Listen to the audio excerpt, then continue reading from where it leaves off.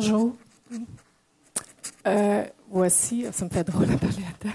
Je suis habituée. Donc, c'est ça. Moi, je suis ici pour vous présenter ce qu'on a fait à mon école avec les outils de Google. On est sur Google Apps, ça fait à peu près 2 ans et demi. Juste ici, j'ai mis des petites notes personnelles pour faire la présentation, pour essayer de rien oublier, mais c'est sûr qu'en 30 minutes, je n'aurai pas le temps de tout vous parler. Donc, ici,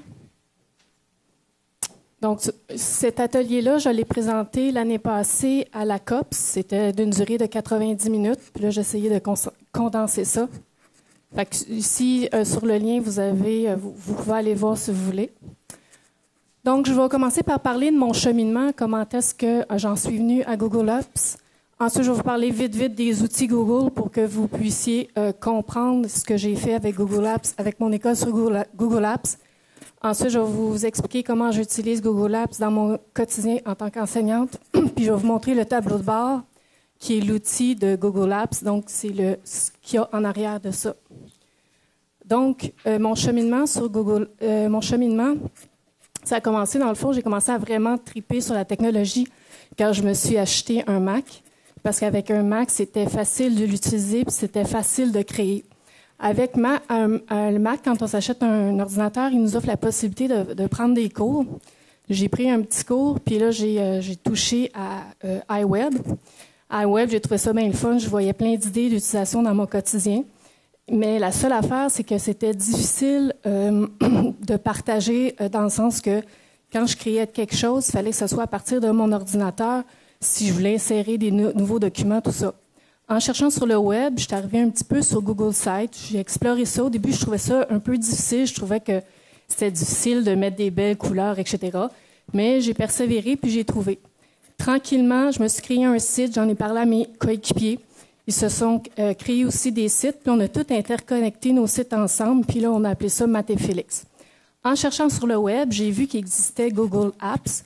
Je savais pas c'est quoi, j'ai commencé à regarder un peu partout, et j'ai vu que, en premier, les pages que je voyais, c'était pas mal en anglais à cette époque-là. Ça disait que c'était réservé aux États-Unis. Après, ça disait que c'était international, fait que j'ai écrit à Google, puis ils m'ont dit... OK. OK. Ah, ça va mieux. Fait que là, c'est ça. Fait que là, finalement, ils m'ont dit que c'était possible que mon école ait Google Apps, mais ça ne devait pas être réservé à un département, mais il fallait que ce soit toute l'école. Fait que là, j'ai demandé à mon directeur, il a accepté, et j'ai commencé à explorer Google Apps, puis je vais vous montrer qu'est-ce que ça a donné. Juste avant, je vais vous montrer un petit peu les outils Google. Quand tu t'en vas sur la page Google, souvent, c'est écrit « Connexion » en haut. Bon. Bien, habituellement, c'est avec un compte Gmail, mais quand tu es dans un domaine, au lieu d'être, mettons, lynn.bilodeau@gmail, c'est à ton nom de domaine. OK? Donc, quand tu crées, ici, il y a plusieurs outils là, que vous avez peut-être déjà explorés. Un des outils qui est très intéressant, c'est maintenant, ça s'appelle Google Drive. Avec Google Drive, on peut créer des documents textes, des présentations un petit peu comme un PowerPoint, des formulaires, vous allez voir tantôt à quoi ça ressemble, et une feuille de calcul qui est un peu comme Excel. Si on regarde le document texte, parce que ça va vous donner un petit peu l'idée de comment ça fonctionne Google, un petit peu Donc ici, quand tu écris un texte, OK, ce qui est intéressant, c'est que tu n'as pas nécessairement, que tu sois sur n'importe quelle plateforme, que ce soit un Mac, un PC, n'importe quoi, tout le monde y a accès. Fait qu'avec les élèves, c'est super pratique, cet effet-là. Et aussi, on peut travailler plusieurs en même temps sur un document. Autre chose, il y a la partie ici qui s'appelle « Partage ». Le texte que je crée, on peut le partager de façon privée avec certains collègues. Ici, on marque le nom, puis quand on est dans un domaine, il apparaît, cet exemple. OK? Ensuite, aussi, on peut le partager de façon publique. Et quand on est dans Google Apps, on peut le partager avec le domaine, c'est-à-dire avec tous les utilisateurs, moi dans mon cas, avec esfelixleclerc.com. Pour maintenant, si je veux créer un site, je vais vous montrer que c'est simple aussi. Donc, si je m'en vais dans Google Sites ici, pour créer un site ici, voilà. On peut créer un site vierge, mais on peut aussi créer des modèles de sites. Puis avec ces modèles de sites-là, vous allez voir tantôt, c'est que on peut créer une certaine uniformité à travers des sites. Mais là, je vous montre un site vierge, mettons, je ne sais pas, RRR. Donc, le site va se créer. Voilà, ça donne le site. À partir de ce site-là, on a des petits pitons ici. Là, je peux modifier la page actuelle. Je peux aller insérer des documents, des vidéos avec YouTube. Je peux créer des liens comme ça ici. Je tape le mot, puis là, je m'en vais à la petite chaîne. Je peux le taper avec une page de mon site ou à partir d'une adresse web. C'est très, très, très facile. Bon, maintenant, je vais vous montrer qu'est-ce qu'on a fait avec mon école. Quitter cette page. Bon, voilà. Ça, c'est le site que moi, j'appelle le site vitrine. Fait que sur ce site-là, on a, nous autres, plusieurs programmes. On a mis une partie qui s'appelle Archives, ça qui les élèves aiment beaucoup. À chaque fois qu'on met une nouvelle vidéo ici, ou bien une présentation, on s'en va l'insérer après dans Archives. Fait que là, c'est intéressant. Tous les élèves peuvent aller voir dans leurs années antérieures qu'est-ce qui est arrivé. On a la partie qui est très, très, très appréciée, c'est la partie le portail des cours. Le portail des cours, lui, ce n'est pas un site, c'est plusieurs sites interconnectés. Okay, je regarde mon temps. Donc, le portail des cours, chaque matière a sa page. Je vais vous en montrer un exemple. Mettons, je m'en vais en sciences. Ici. Et à chacun, on retrouve le nom des enseignants. Et si on clique sur chacun, soit que ça s'en va à leur sommaire de cours pour les enseignants qui n'ont pas encore des sites, ou bien ça s'en va à leur site. Fait, exemple, si on s'en va celui en sciences, secondaire 3, eux, je sais qu'ils ont un site. Fait, de cette façon-là, ils peuvent se séparer ça ici. Puis là, on va voir, tantôt, je vais vous montrer le site que moi, j'utilise parce que je le connais bien. Puis vous voyez en haut qu'il y a la partie partage. Fait qu'ici, ces enseignants-là partagent ensemble la gestion du site. Fait que tous ces enseignants-là peuvent aller rajouter de l'information, puis ils ont leur section, puis donc ils travaillent avec ça. Moi, la section que j'ai fait en mathématiques, donc je retourne. Mathématiques, secondaire 3. Excusez, secondaire 3 ici. Donc, voilà. Donc, voilà ce que... ça, c'est le site. Nous autres, on est 4 profs. On ne l'utilise pas tous de la même chose, mais une façon qu'on l'utilise, c'est qu'on va aller marquer nos cours. Exemple ici. Fait à chaque fois, moi, quand les élèves rentrent en classe, ils s'assoient, puis j'affiche ça. Fait au lieu de l'écrire au tableau, ben moi, je me connecte. Je vais vous montrer à quoi ça ressemble parce que c'est très simple. Je m'en vais au bout de la page ici. Je me connecte. Comme ça ici. Puis là, ben, je m'en vais rentrer mon nouveau message ici, exemple. Je marque la date. Comme ça ici. Puis là, je vais aller marquer mes messages. Je vais l'annuler, là. Mais je vais aller marquer mes messages, exemple, c'est quoi le devoir qu'il y a à faire, etc., etc. Fait que tout ce que j'écris en classe, les élèves, quand ils arrivent à l'école, ils les ont. Autre chose qu'on fait aussi, c'est que c'est possible, pour ce qui est des résultats. Je vais vous montrer ça. Ah, non, juste avant, je vais vous montrer autre chose. Juste ici, je retourne ici. Ici, la partie qui s'appelle « Rester informé », parce que nous, les enseignants, souvent, on veut communiquer avec les parents, mais c'est difficile d'avoir leur exemple. Si on leur demande leur courriel, ils nous donnent tout ça sur des feuilles. Ensuite, il faut tout retranscrire ça. Fait qu'on trouve ça assez long à faire. Fait que l'idée qu'on a eue, c'est de créer un Google... Oui? Trop? OK. Je pourrais peut-être enlever, non? OK, bon. Donc, c'est ça. Dans la partie formulaire, l'intérêt de ça, c'est que quand on rentre ici, cliquez ici, on a demandé aux élèves ou aux parents d'aller inscrire eux-mêmes leur courriel. Fait qu'exemple, si c'est un élève, il tape sur élève ici. Fait que je vais vous donner un exemple. Mettons, j'écris encore RRR. Je choisis l'enseignant, je choisis le numéro de groupe, je fais envoyer. Et automatiquement, l'information qui est envoyée, ça s'en va sur un Google feuille de calcul. Je vais aller vous montrer, il est où, parce que je l'ai mis en suivi, juste ici. Ça, c'est un... Puis là, exemple, ce que je viens de rentrer comme exemple, on le voit ici. Fait qu'on a l'information directe, puis c'est possible aussi dans notification d'aller demander, moi, dès qu'il y a un parent ou un élève qui a rentré le courriel, moi, je reçois un courriel sur mon téléphone, là, parce que j'ai demandé comme ça. Fait que ça, c'est un outil qu'on apprécie beaucoup, beaucoup. L'autre partie qu'on aime, c'est la partie ici, mettons, des évaluations ou la grille des devoirs. Moi, quand les devoirs sont faits, j'y vérifie. Puis, si c'est fait, je m'en vais rentrer un petit 1. Pas avec les numéros de fiches, je ne les connais pas par cœur, mais j'ai une petite colonne ici que j'ouvre. Je m'en vais la placer, exemple, en ordre alphabétique. Puis là, je remplis si les devoirs sont faits ou pas. Quand c'est fait, par la suite, je vais aller masquer la colonne, comme vous venez de le voir. Je le remets cette fois-ci en ordre numérique, comme ça ici. Et je m'en vais ici dans « Publier sur le web ». Puis je fais « Republier maintenant », exemple. Et là, ça s'en va. Je vais retourner sur mon site ici, là. Je vais vous montrer. Là, ici, dans mes groupes cours en cours, à l'endroit, eux, ils ont leur version où ils peuvent avoir accès. Je vais vous montrer à quoi ça ressemble, exemple. Là, c'est plutôt les évaluations. Je vais retourner à grille. Donc ici, eux, chacun de mes élèves, ils peuvent aller voir, puis les parents aussi, aller voir où ils en sont rendus avec leurs devoirs, puis c'est de façon assez rapide.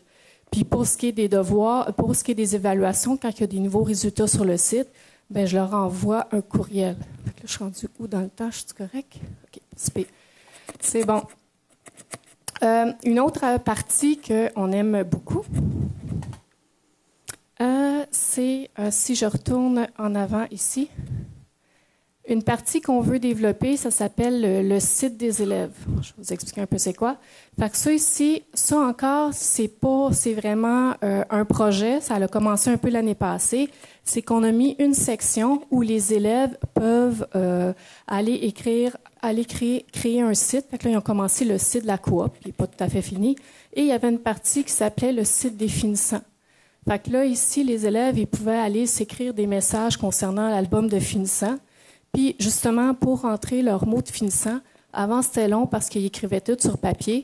Puis là, les profs devaient, ou d'autres élèves devaient tout le réécrire puis le corriger. Là, ce qu'on a fait un peu, comme je vous ai montré, le Google formulaire, un peu comme tantôt. Et par la suite, ce qui était intéressant, je vais aller vous montrer un petit peu à quoi ça ressemble. Donc, c'était... Tous les élèves ont rentré finalement leur texte eux-mêmes, puis par la suite, on avait partagé la feuille avec plusieurs enseignants, puis les enseignants allaient corriger le texte, puis quand c'était corrigé, mettons, ils le mettaient en vert. Fait que de cette façon-là, on avait juste à faire un copier-coller pour l'album, puis c'était beaucoup plus facile. Fait que ça, c'est un petit tour très, très rapide du site. Là, je vais aller vous montrer le tableau de bord. Qu'est-ce qu'il y a en arrière de ça? Donc, je vais y aller.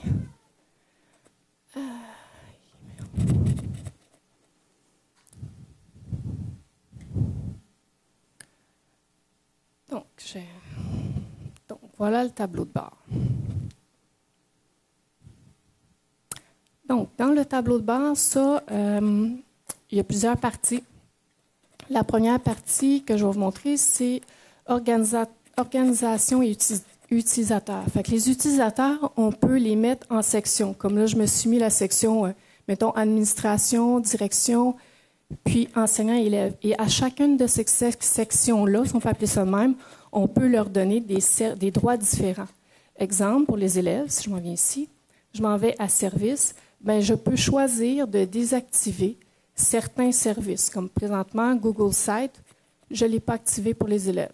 Éventuellement, sûrement que ça viendra, mais on peut choisir chacun des activités, comme si j'en ai désactivé beaucoup parce que je ne les connaissais pas. Fait qu'on peut faire ça avec les élèves. Une autre partie que je pourrais vous parler, c'est les groupes. C'est possible de faire des groupes. Exemple, nous, on fait un voyage en Allemagne. Quand les parents ils veulent communiquer avec nous, ils écrivent à Allemagne 2013, puis les 4 organisateurs, on reçoit les courriels. Fait que ça, c'est intéressant. On peut aussi choisir différents types de groupes. On peut choisir que ce soit seulement annonce ou des choses comme ça. L'autre partie, paramètres du domaine. Bon, ça, c'est plus quand on peut définir des rôles différents pour les administrateurs. Il y a des super administrateurs, mais on pourrait choisir que certaines personnes, on leur donne des droits d'administration qu'eux autres, ils peuvent créer des utilisateurs seulement. On a plusieurs choix. Ensuite, dans les outils avancés, non, le tableau de bord a changé, fait qu'il faut que je me promène un peu. Je vais aller dans paramètres ici. OK, dans paramètres, une partie qui est intéressante que je me sers beaucoup, c'est dans les sites ici, le mappage des sites. Fait que quand je vais aller vous montrer un peu à quoi ça ressemble ici, là. Bon. Chacun des sites, de la façon que moi je les ai construits, je ne sais pas si vous voyez en bas ici, là. Ça, c'est l'URL du site. Fait que, exemple, moi, pour aller sur ma page de mathématiques, je fais math.esfelixleclerc.com. Si on s'en va en français, on fait français.esfelixleclerc.com. Pour s'en aller à mathématiques secondaire 1, je fais math1.esfelixleclerc.com. Fait que quand on crée des sites, justement, où j'étais ici, ben, on peut leur donner l'adresse qu'on veut. C'est nous qui choisissons en faisant du mappage. Fait que ce qui est intéressant aussi, c'est que supposons qu'il y a un enseignant qui fait un site, mais cet enseignant-là s'en va dans une autre école, puis qu'il y a un autre enseignant qui arrive puis qui fait un site, bien, c'est très facile de changer l'adresse. Puis tous les endroits du site où c'est que l'adresse a été changée, bien, toute la corrélation va se faire. C'est pas tout à fait le bon mot, mais bon, c'est ce que je trouve là. Fait que, je l'ai quasiment.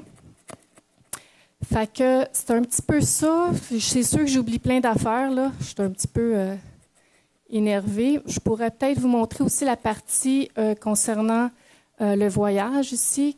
Un aspect qui est super intéressant, c'est de communiquer avec les parents.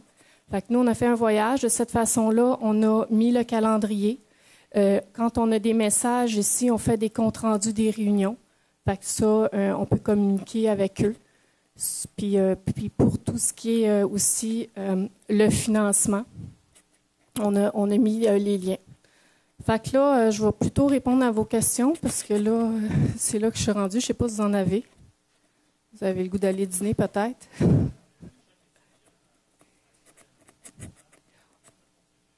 OK. On peut créer des utilisateurs. L'année passée, je l'ai fait.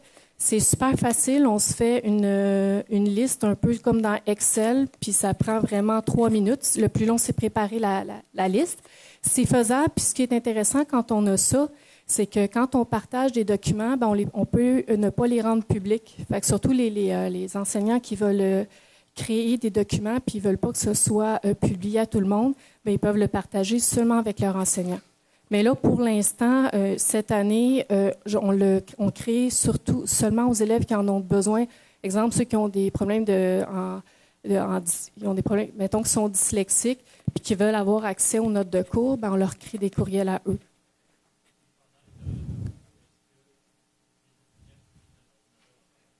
Non, pas encore, mais ça va venir. L'année prochaine, on a un projet avec les iPads, ça va venir.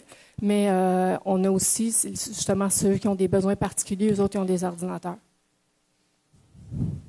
OK, excusez, je vais vous répondre. Oui?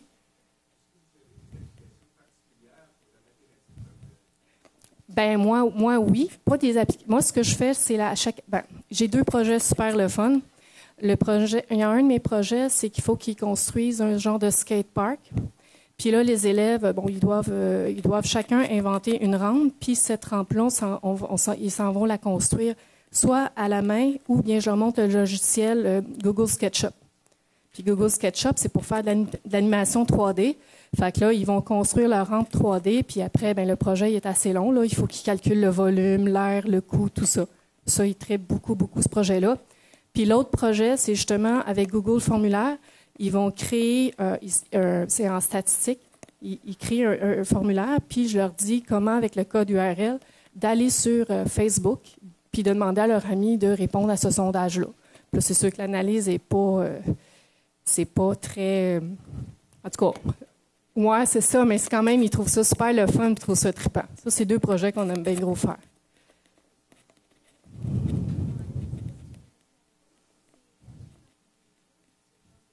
Juste mon école pour l'instant.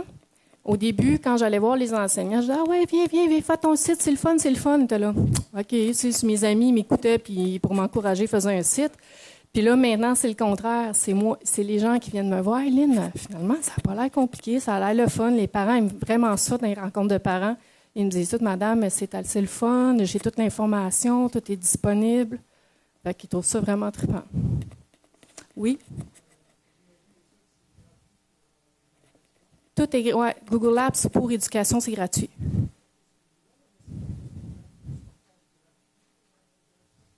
Dans Google Drive, on a 5 gigs de gratuit. Quand tu utilises Google Documents, tout ce qui est avec Google, c'est espace illimité. Mais quand tu télécharges des documents Word ou tout ça, ben là, tu peux aller jusqu'à 5 gigs, puis tu peux acheter si tu veux aller plus loin. Mais tu peux utiliser un nombre infini d'utilisateurs. Tu as juste à faire la demande, puis ils te disent tout le temps oui. À date, là. À date. Oui? Pour l'instant, là, non, pour l'instant, j'étais toute seule à gérer ça. Mais là, ça devient trop gros. J'ai vraiment de la misère. Mais là, ce qui est le fun, c'est que c'est justement, je peux partager les droits. Fait que là, chaque enseignant gère son petit site. Puis là, le gros site, là, j'ai demandé à mon directeur, là, je dis là, ça n'a plus de bon sens. Fait que là, je vais commencer à former les secrétaires pour qu'eux-mêmes émettent les messages. Oui?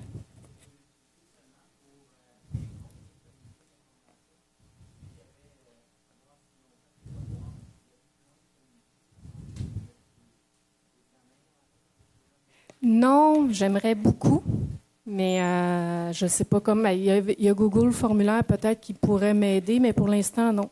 Je ne fais pas ça encore. Oui?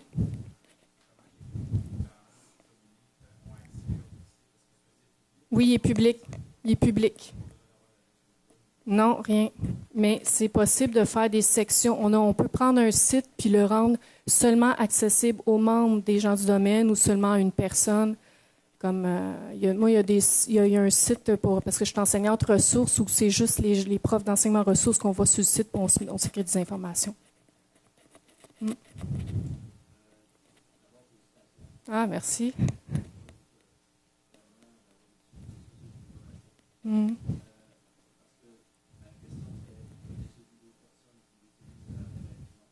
Bien, pas d'autres écoles, mais il y a plein d'enseignants qui ont fait un tour à mon école, puis après, ils retournent, puis là, ils disent « Ah, c'est... » Ouais.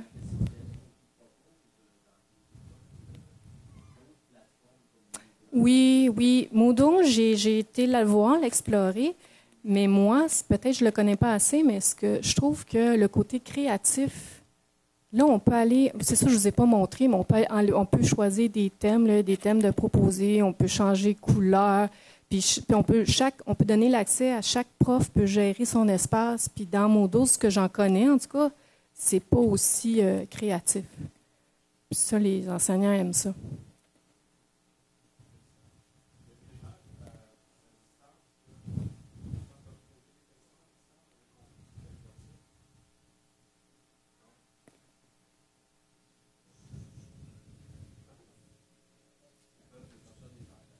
Ouais.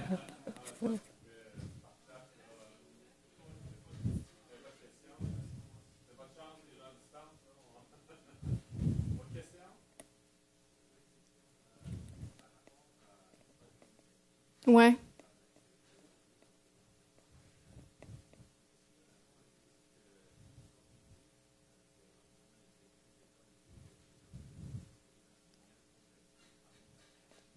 Pour, pour l'instant, c'est très, très libre, mais je pense que ça va venir parce que, dans le fond, c'est les autres parents qui disent « Ah, moi, j'aime ça, l'autre enseignant » ou bien c'est des élèves qui disent « L'année passée, mon prof... » Fait je pense qu'ils n'ont pas besoin de mettre de la pression. La pression va venir ou ces enseignants-là, ils voient le produit puis ils s'aperçoivent que c'est facile, finalement. Au début, ça a l'air compliqué.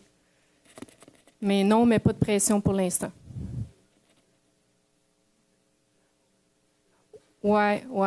Mais là, on est rendu à une quinzaine de profs, comme faut.